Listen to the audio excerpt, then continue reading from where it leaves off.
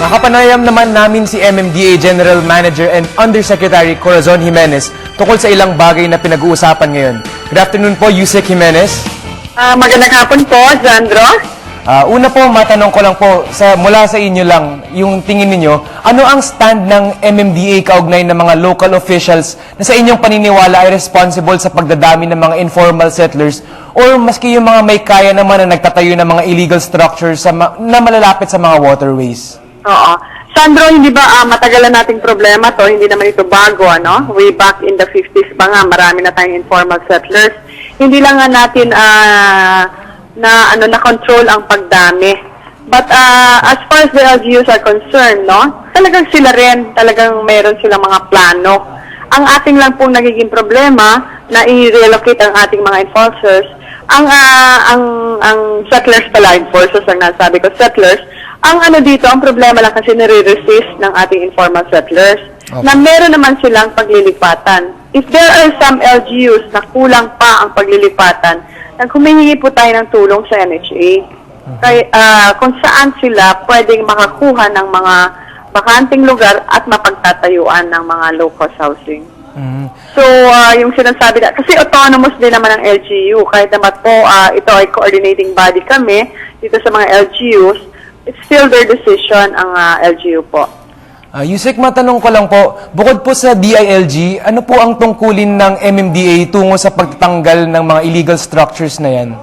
Ito po, talagang may mandate po kami na na pwede kami magtanggal, especially along the waterways. Ito po ay hindi lang basta-basta din tinatanggal, nakikipag-ugnayan pa rin ho kami doon sa DILG at tama ka sa LGU din.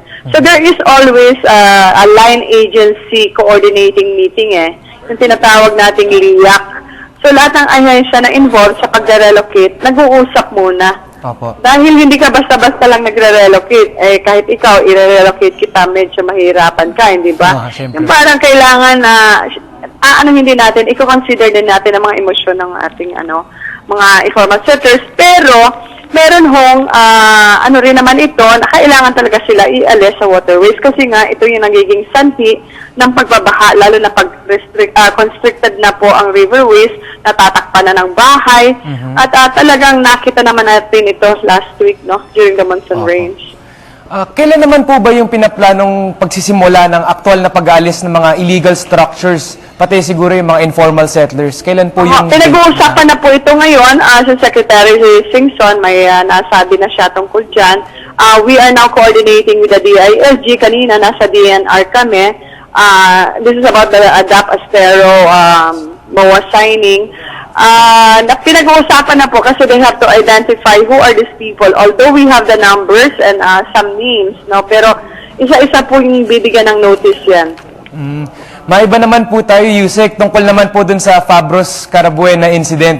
Ano po ang pinakahuling kaganapan kaugnay sa kasong ito? Ito po, nagsampa na kami ng kaso against Richard Blair Carabuena. And ang alam ko, parang inalis na yata siya sa kumpanya niya.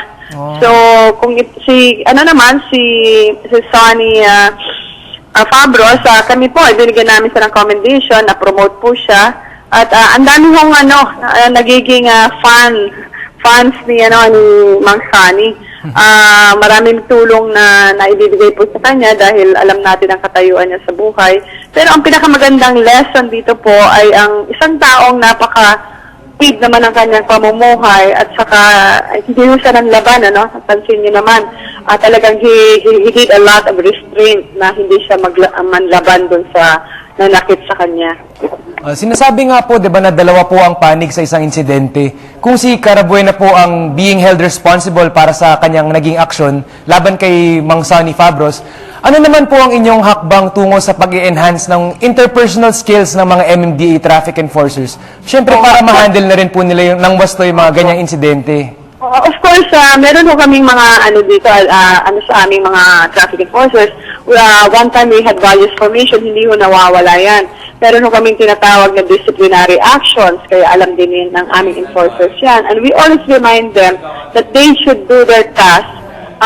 Wala ho yung pagiging arrogant sa ating pong mga sa ating mga motorista.